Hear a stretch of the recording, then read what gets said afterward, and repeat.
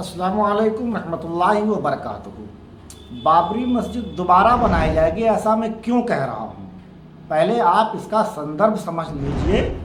जब मैं ये कहता हूँ कि बाबरी मस्जिद दोबारा बनाई जाएगी तो इसका ये मतलब हरगिज़ नहीं होता है कि हिंदुस्तान के मुसलमानों ने संघ जैसी कोई प्लानिंग कर रखी है, बल्कि इसके पीछे के कुछ हकाइक हैं जिनको जान लेने के बाद आपको खुद भी यकीन हो जाएगा कि बाबरी मस्जिद दोबारा ज़रूर बनेगी। और इस बार बाबरी मस्जिद की तामीर नौ कोई मीरबाकी या आज का मुसलमान नहीं बल्कि सनातन धर्म के सच्चे राम भक्त करेंगे। वीडियो थोड़ी लंबी हो सकती है, फिर भी आपसे रिक्वेस्ट है कि वीडियो पूरी ज़रूर देखना ताकि आप समझ सकें कि बाबरी मस्जिद दोबारा कैसे बन सकती है। इस दरमियान मैं पूरी कोशिश करूंगा कि इस्लामिक रेफरेंस के साथ साथ हिंदू धार्मिक रेफरेंस भी दूं कि बाबरी मस्जिद का दोबारा बनना कैसे मुमकिन है। ध्यान रहे कि ये वीडियो किसी के धार्मिक भावनाओं को आहत पहुंचाने या नफरती एजेंडे के तहत हरगिज़ नहीं बनाई जा रही है। सच्चाई सामने लाना ही इस वीडियो का असली मकसद है। इस दरमियान अगर आपने अभी तक हमारा YouTube चैनल सब्सक्राइब नहीं किया है तो फ़ौरन कर लीजिए और साथ ही फेसबुक पेज को भी लाइक और शेयर करते रहें। मशहूर कहावत है कि इतिहास खुद को दोहराता ज़रूर है। आपको याद होगा कि जुलाई 2020 में जब तुर्की के आया सूफिया म्यूज़ियम को बदलकर उसकी 1935 वाली मस्जिद की हैसियत को दोबारा बहाल किया गया तो हिंदुस्तान में बाबरी मस्जिद और राम मंदिर के ताल्लुक से भी कई तरह की राय कायम की गई थी, जिसमें एक राय ये भी थी कि राम मंदिर की तामीर आया सूफिया की तरह अपना इतिहास दोहरा रहा है, यानी राम मंदिर तोड़कर बनाई गई बाबरी मस्जिद को शहीद करके दोबारा राम मंदिर की तामीर के जरिए तारीख दोहराई जा रही है। आया सूफिया के बारे में तारीख का दोहराया जाना तो ठीक है, लेकिन राम मंदिर के सिलसिले में तारीख दोहराई नहीं बल्कि तारीख रकम की जा रही है। अलबत्ता इसका दोहराया जाना अभी बाकी है। अब रहा सवाल कि ये कब और कैसे मुमकिन है, तो इसके लिए थोड़ी सी दिमागी वर्जिश के साथ साथ इस्लाम और सनातन धर्म के बारे में कुछ चीज़ों का जान लेना बहुत ज़रूरी है। पहली बात तो ये जान लीजिए कि भारत का इतिहास उतना ही पुराना है जितना कि इस कायनात का वजूद पुराना है। इस्लाम के मुताबिक दुनिया के पहले दो इंसान आदम व हव्वा में से हज़रत आदम अलैहिस्सलाम को सरांदीप यानी श्रीलंका में उतारा गया, जबकि एक दूसरी रिवायत के मुताबिक हज़रत आदम अलैहिस्सलाम के बेटे हज़रत शीस अलैहिस्सलाम की कब्र हिंदुस्तान के उसी शहर अयोध्या में मौजूद है जहां हिंदू अकायद के मुताबिक श्री रामचंद्र जी ने जन्म लिया था। अब गौर करने की बात यह है कि श्री रामचंद्र जी से पहले दुनिया में आए हज़रत शीस अलैहिस्सलाम की तारीख तो मौजूद है, लेकिन श्री रामचंद्र जी की जाए पैदाइश का जिक्र तारीख की पुरानी किताबों में क्यों नहीं मिलता? सुप्रीम कोर्ट ने भी इस बात को तस्लीम किया है कि राम जन्मभूमि के ताल्लुक से कोई ठोस सबूत नहीं पाए गए। साथ ही बाबरी मस्जिद की जगह पहले से किसी मंदिर का भी कोई सबूत नहीं मिला है। अगर अदालत की यह बात दुरुस्त है कि बाबरी मस्जिद की जगह पर पहले से कोई मंदिर नहीं था तो इसको तारीख का दोहराया जाना नहीं बल्कि तारीख रकम करना ही कहा जा सकता है। इतना जान लेने के बाद अब ये कहा जा सकता है कि अगर यह बात सच है कि तारीख खुद को दोहराती है तो बाबरी मस्जिद मसले में इतिहास का दोहराया जाना अभी बाकी है। अब बाबरी मस्जिद के ताल्लुक से तारीख खुद को दोहराएगी या नहीं, ये मसला पेचीदा ज़रूर है लेकिन नाकाबिल एतबार नहीं। शाह वलीउल्लाह मुहद्दिस देहलवी की एक पेशीन गोई है कि वो कहते हैं कि जिस बात का मुझे यकीन है वो ये है कि अगर हिंदुओं का हिंदुस्तान पर मुकम्मल तसल्लुत हो जाए तब भी अल्लाह की हिकमत के रूह से यह वाजिब और ज़रूरी है कि हिंदुओं के सरदारों और लीडरों के दिलों में ये इल्हाम करे कि वो दीन इस्लाम को अपना मजहब बना लें। अगर बगौर जायज़ा लिया जाए तो बरवक्त हिंदुस्तान मुकम्मल बहुसंख्यक समाज के कब्ज़ो इख्तियार में है, यानी शाह वलीउल्लाह मुहद्दिस देहलवी की पेशीन गोई का एक हिस्सा जिसमें बहुसंख्यक समाज के तसल्लुत की बात कही गई है वो मुकम्मल हो चुका है। अब रहा दूसरा हिस्सा, वो कब पूरा होगा इस बारे में अभी कुछ कह पाना जल्दबाजी होगी। शाह वलीउल्लाह मुहद्दिस देहलवी की पेशीन गोई से रिलेटेड हज़रत अबू हुरैरा से एक रिवायत है कि नबी सल्लल्लाहु अलैहि वसल्लम ने सूरह मोहम्मद की आखिरी आयत की तिलावत की, जिसका ट्रांसलेशन है कि अगर तुम मुँह फेरोगे तो अल्लाह तुम्हारे बदले और लोग ले आएगा और वो तुम जैसे ना होंगे। حدیث شریف میں ہے کہ جب نبی صلی اللہ علیہ وسلم نے یہ آیت پڑھی تو وہاں موجود صحابہ نے پوچھا یا رسول اللہ آخر یہ کون لوگ ہوں گے؟ تب حضور صلی اللہ علیہ وسلم نے حضرت سلمان فارسی رضی اللہ تعالیٰ عنہ کے کندھے پر تھپکی دی اور فرمایا یہ اور اس کی قوم، اور فرمایا کہ قسم ہے اس خدا کی جس کے قبضے میں میری جان ہے، اگر ایمان ثریا پر بھی چلا جائے تو بھی فارس کے یہ لوگ وہاں تک اسے ڈھونڈتے ہوئے پہنچ جائیں گے۔ اسی طرح سورہ مائدہ کی آیت نمبر 54 میں ہے اے ایمان والو تم میں جو کوئی اپنے دین سے پھرے گا تو عنقریب اللہ ایسے لوگ لائے گا جو اللہ کے پیارے اور اللہ ان کا پیارا، مسلمانوں پر نرم اور کافروں پر سخت، اللہ کی راہ میں سنگھرش کریں گے اور کسی ملامت کرنے والے کی ملامت کی پرواہ نہیں کریں گے، اور یہ اللہ کا فضل ہے جسے چاہے نواز دے۔ اس روایت کے بارے میں بھی بیان کیا جاتا ہے کہ جب یہ آیت نازل ہوئی تو حضرت عمر جو بعد میں دوسرے خلیفہ بھی ہوئے، انہوں نے پوچھا کہ یا رسول اللہ کیا میں اور میری قوم مراد ہے؟ تو اللہ کے رسول نے ابو موسیٰ اشعری کی جانب اشارہ کرتے ہوئے فرمایا نہیں، بلکہ یہ شخص اور اس کی قوم۔ ان دونوں حدیثوں میں ایمان لانے یا دھرم پریورتن کی بات کہی گئی ہے۔ آپ غور کریں گے تو حدیث کے مطابق دھرم پریورتن کرنے والی قوم کے تعلق سے بظاہر دو الگ الگ قوم سمجھ میں آتی ہیں۔ پہلی حدیث میں دھرم پریورتن کا اشارہ سلمان فارسی کی قوم کی طرف ہے جو ایران سے تھے، جبکہ دوسری حدیث کے مطابق جو قوم مذہب تبدیل کرے گی وہ ابو موسیٰ اشعری کی قوم ہے جو یمن سے تعلق رکھتے تھے۔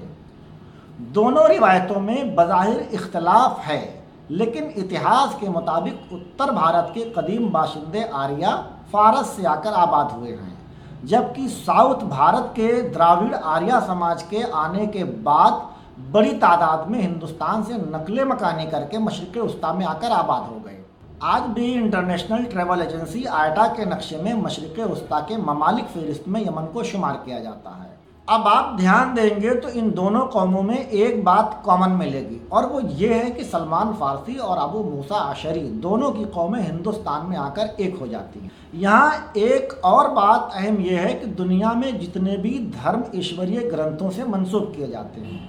ان میں ہر کسی کے پاس اپنی ایشوریہ گرنتھ کا ایشور دوت یعنی پیغمبر موجود ہے، جیسے توریت حضرت موسیٰ علیہ السلام، زبور حضرت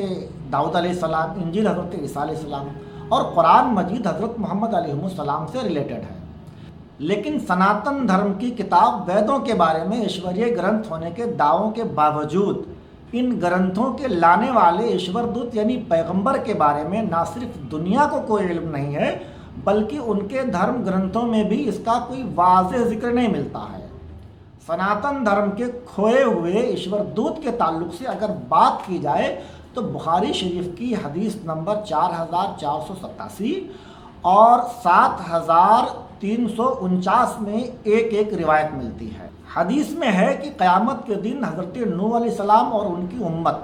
دونوں کی موجودگی میں حضرت نوح علیہ السلام سے پوچھا جائے گا کہ کیا تم نے میرا پیغام پہنچا دیا تھا؟ تو اس پر حضرت نوح علیہ السلام جواب دیں گے کہ میں نے پیغام پہنچا دیا تھا۔ لیکن یہی سوال جب حضرت نوح علیہ السلام کی امت سے پوچھا جائے گا تو نوح علیہ السلام کی امت اپنے درمیان کسی پیغمبر یا ایشور دت کے آنے کا انکار کر دے گی، یعنی نوح علیہ السلام کی امت ان کو پہچاننے سے منع کر دے گی۔ لیکن تبھی حضرت نوح علیہ السلام کے حق میں آخری نبی حضرت محمد صلی اللہ علیہ وسلم اور ان کی امت گواہی دے گی کہ حضرت نوح علیہ السلام نے اللہ کا پیغام پہنچا دیا تھا۔ اتنے لمبے ریفرنس سے بتانا یہ مقصود تھا کہ یہاں بھی ایک چیز کامن ہے، نوح علیہ السلام کے فالوورز کو اپنے نبی یعنی ایشور دت کا علم نہیں، اور سناتن دھرم کے پیروکار اپنے ایشوریہ گرنتھوں کے لانے والے نبی کو بتا پانے سے قاصر ہیں۔ کیا اتنی سی مشابہت یہ بتانے کے لیے کافی نہیں ہے کہ بہت ممکن ہے کہ نوح علیہ السلام پر نازل کیے گئے صحیفے جن کی معلومات مسلمانوں کو بھی نہیں ہے وہ وید ہوں اور سناتن دھرم کے نہ مل رہے پیغمبر یعنی ایشور دت حضرت نوح علیہ السلام ہی ہوں؟ ساتھ ہی قرآن مجید میں یہود و نصارہ کے ساتھ ایک تیسری بڑی قوم سابئین کا ذکر کئی بار آیا ہے جس کی تحقیق ابھی تک مکمل نہیں ہے۔ بہت ممکن ہے کہ اس تیسری بڑی قوم سے مراد سناتن دھرم کے لوگ ہی ہوں اور مذہب تبدیل کرنے والی قوم سلمان فارسی کی اور ابو موسیٰ اشعری کی قوم ہو جو ہندوستان میں آ کر ایک ہو جاتی ہے۔ اس کے علاوہ بھی سناتن دھرم کے پیروکاروں کے دھرم پریورتن کر کے اسلام اپنانے کے امکانات کیوں ہیں، یہ جاننے کے لیے پروفیسر وید پرکاش اپادھیائے کی کتاب کلکی اوتار کا پڑھ لینا بہت ضروری ہے۔ کتاب کا PDF لنک ڈسکرپشن میں موجود ہے، وہاں جا کر آپ پوری کتاب پڑھ سکتے ہیں۔ پروفیسر وید پرکاش اپادھیائے لکھتے ہیں کہ سناتن دھرم کے لوگ جس کلکی اوتار کا انتظار کر رہے ہیں وہ در حقیقت آ چکے ہیں، اور وہ کوئی اور نہیں بلکہ پیغمبر اسلام حضرت محمد صلی اللہ علیہ وسلم ہی ہیں۔ اور پورے ہندو سماج کو یہ بات تسلیم کر لینی چاہیے کہ ویدوں میں جس نجات دہندہ کی پیشین گوئیاں کی گئی ہیں ان کی مکمل علامتیں پیغمبر محمد صلی اللہ علیہ وسلم میں پائی جاتی ہیں۔ ان تمام نشانیوں کے علاوہ حضرت عمر ابن شعیب سے روایت ہے کہ رسول اللہ صلی اللہ علیہ وسلم نے فرمایا کہ بے شک تمام مخلوقات میں ایمان کے اعتبار سے قوی اور عجیب ترین حقیقتاً ایک قوم ہوگی اور وہ میرے بعد ہوں گے، وہ کچھ صحیفے پائیں گے، ان صحائف میں کتاب ہے۔ اسلامک ودوانوں کے مطابق اس حدیث میں کتاب سے مراد قرآن ہے، یعنی ان ایشوریہ گرنتھوں میں انہیں قرآن کی تعلیمات ملے گی جس پر وہ ایمان لائیں گے۔ یہ بات پہلے ہی ہندوستان میں کافی عام ہے کہ ویدوں میں اسلامیات کی واضح نشانیوں کے ساتھ ساتھ آخری پیغمبر کے آنے کی خبر بھی دی گئی ہے۔ فی الحال ہندوستان میں سنسکرت اور سناتن پر ہو رہی چرچا سے امید ہے کہ مستقبل میں ویدوں پر مزید ریسرچ سامنے آ سکتی ہے، اور بہت ممکن ہے کہ ویدوں میں موجود اسلامی تعلیمات اور دھرم گرنتھوں سے اسلام کی روشنی پا کر ہندوستان کا بہوسنکھیک سماج اسلام قبول کر لے۔ ایک اور چیز جو ہندوستان میں کسی بڑے کنوردن کا اشارہ کرتی ہے وہ یہ ہے کہ گزشتہ کئی برسوں سے ہندوستان میں اسلاموفوبیا بڑی تیزی سے پھیل رہا ہے، جس سے اس بات کو مزید تقویت ملتی ہے کہ آنے والے دنوں میں اسلام کے تعلق سے عوام میں مزید ریسرچ ہو سکتا ہے۔ ایسا میں اس لیے کہہ رہا ہوں کیونکہ 9/11 کے بعد امریکہ میں جس تیزی سے اسلاموفوبیا میں اضافہ ہوا تھا اس سے کہیں زیادہ رفتار کے ساتھ اسلام اور قرآن پر تحقیقات نے جنم لیا،